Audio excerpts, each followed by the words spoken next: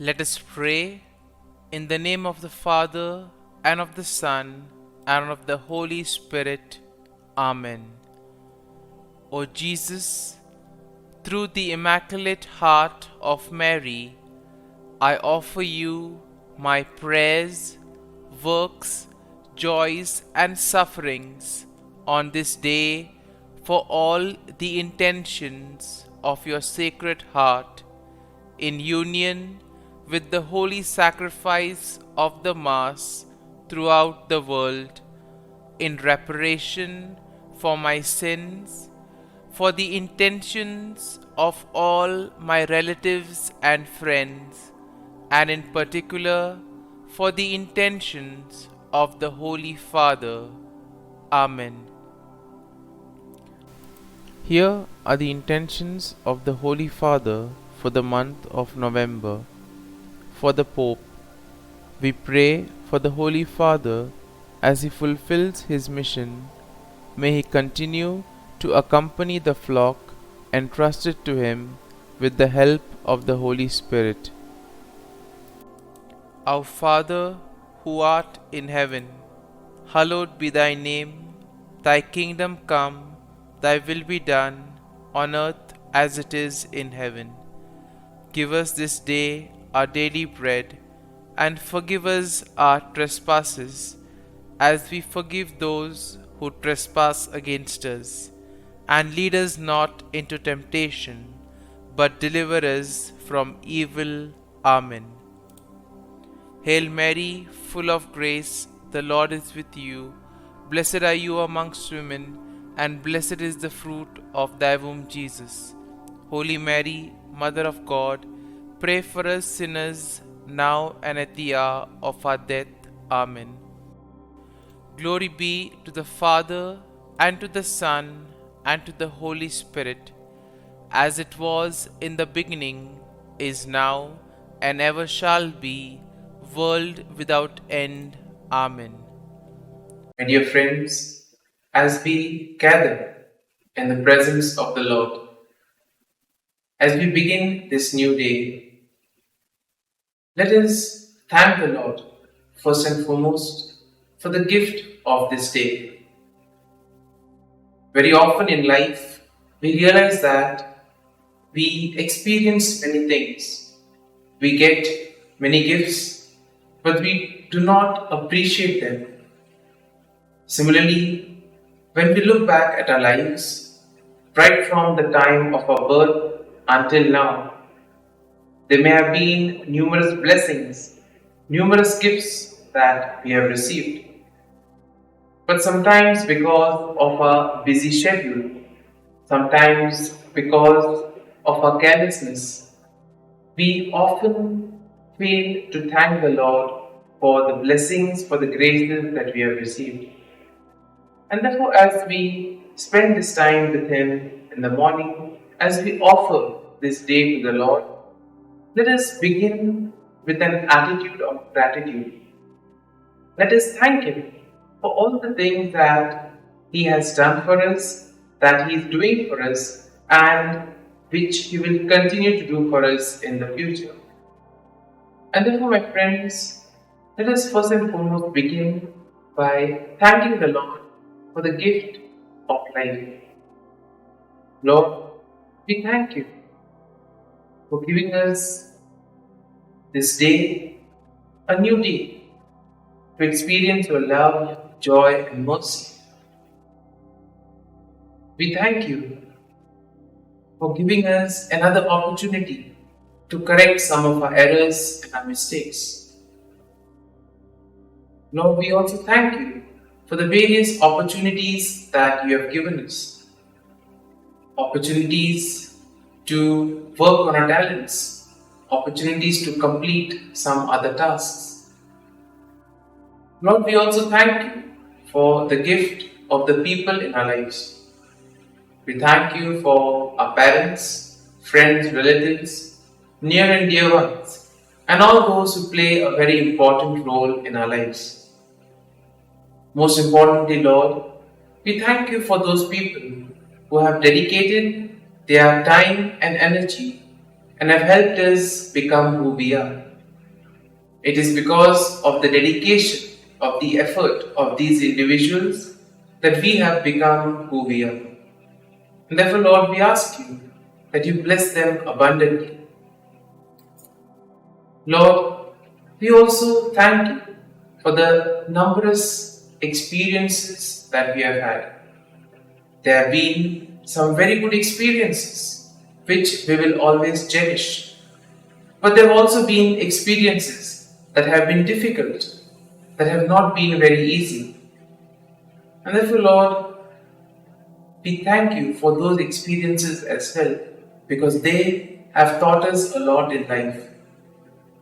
These difficult experiences have helped us become better individuals. It has helped us to become stronger.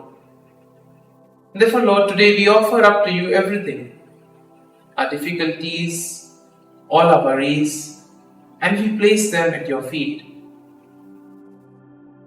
Lord, you said, come to me, all those who labor and are tired, and I will give you rest. All of us long for peace, all of us long for rest. And therefore, Lord, we come to you, knowing that you will give us rest, you will give us peace of mind, heart, and body. And above all, that you will guide us in whatever we do. My dear friends, the Word of God welcomes us this morning. And therefore, let us today begin by meditating and reflecting on Psalm 66. As usual, we'll take the Psalm and then we will take a look at the Psalm in detail. First and foremost, we shall have an overview of the Psalm, and then we shall take a look at a few verses and what the Psalm tries to convey to us. Now we see that Psalm 66 is a psalm of praise and thanksgiving that celebrates God's mighty works, and it invites all people to join in worship. Now this psalm is attributed to David, and it can be divided into several sections, each highlighting different aspects of God's actions and the appropriate response of praise. Now in verses 1 to 4, we see that it is said, make a joyful shout to God, all the earth. Sing out the honor of his name, make his praise glorious. Say to the Lord, how awesome are your works. Through the greatness of your power, your enemies shall submit themselves to you. All the earth shall worship you and sing praises to you. They shall sing praises to your name. And therefore here we see that the psalm begins with an exhortation to all people to joyfully praise and honor God's name. And here we see that the psalmist acknowledges the awesome works of God and also the power that compels even the enemies to submit. Now the psalmist declares that all the earth will worship God and sing praises to him. And this emphasizes the universal nature of God's sovereignty and deserving praise. Now when we come to verses 5 and 7, it goes something like this. Come and see the works of God. He is awesome in his doing toward the Son of Man. He turned the sea into dry land. They went through the river on foot. There we will rejoice in him. And in these verses 5 to 7, here the psalmist invites the people to witness the incredible deeds of God. Now the psalmist recalls the crossing of the Red Sea and the Jordan River by the Israelites. And in this way, he tries to highlight God's power to part the waters and provide a way for his people. By citing this example, we see that the psalmist emphasizes the rejoicing that takes place in the presence of such miraculous acts. Now, even in our lives, we see that we may find difficult situations. We may find occasions where things appear very difficult. And it is in these moments when we approach the Lord, when we surrender ourselves to Him, He will prepare a way for us. Verses 8 to 12 go like this. Oh, bless our God, you people, and make the voice of His praise to be heard, who keeps our soul among the living and does not allow our feet to be moved. For you, O God, have tested us. You have refined us as silver is refined. You brought us into the net. You laid affliction on our backs. And by saying this, the psalmist calls on the nations to bless and praise God. Now, the psalmist acknowledges God's role as the protector of life and the one who has tested and refined his people through various challenges. And therefore, the imagery of being brought into the net and enduring affliction will speak of the challenges that were faced by the people of Israel and the refining process that they underwent. And in verses 13 to 15, it says, You have caused men to ride over our heads. We went through the fire and through water, but you brought us up to rich fulfillment. I will go into your house with burnt offering. I will pay you my vow, which my lips have uttered and my mouth has spoken when I was in trouble. And by saying this, the psalmist describes the hardships faced by people, including being oppressed and going through trials. And we see that despite these challenges, the psalmist acknowledges God's deliverance and restoration, leading to a state of rich fulfillment. Here we see that the psalmist expresses a desire to enter God's house with offerings and also to fulfill the vows made in times of trouble. And finally, in verses 16 to 20, the psalm goes like this: Come and hear, all you who fear God, and I will declare what He has done for my soul. I cried to Him with my mouth, and He was extolled with my tongue. If I regard iniquity in my heart, the Lord will not hear. But certainly God has heard me. He has attended to the voice of my prayer. Blessed be God, who has not turned away my prayer, nor His mercy from me. And here we see that the psalmist will invite those who fear God to listen as he recounts the ways God has worked in his life. Now, if we introspect into our lives, we see that God works in various ways. Sometimes we may not even be aware of it. But yes, the Lord has His own ways of working. Therefore, sometimes it is good that we take some time off and look and see what the Lord has done for us. And here the psalmist shares his personal experience of crying out to God, offering praise and being heard. The psalmist acknowledges the importance of a sincere heart and the Lord's responsiveness to genuine prayer. And therefore, if our intention is good, if we know what we are doing, then definitely the Lord will be there with us and we will feel the presence of the Lord. In whatever we do, in the activities that we perform, God's presence will be felt. And therefore, in summary, Psalm 66 can be seen as a powerful psalm that invites everyone to join in joyful praise and thanksgiving. It recounts historical events and highlights God's role in testing and refining His people. Now, the psalm also emphasizes the importance of sincere worship and trust in God's faithfulness. Therefore, the psalm serves as a reminder of God's sovereignty, His deliverance, and the necessity of responding with gratitude and reverence. And therefore, my dear friends, having heard and meditated on Psalm 66, let us now close our eyes and at this morning hour, let us thank the Lord. Let us praise the Lord. Let us glorify the Lord. Loving Father, You have given us the time in the morning. You have been gracious to us.